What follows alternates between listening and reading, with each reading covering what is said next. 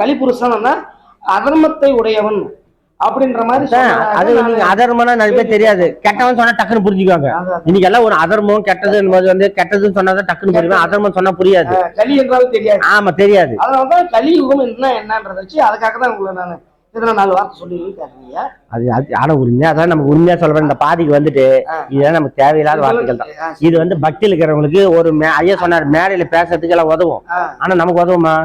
நமக்குள்ள போய் தேர்னா மட்டும்தான் நம்மளுக்கு உதவும்.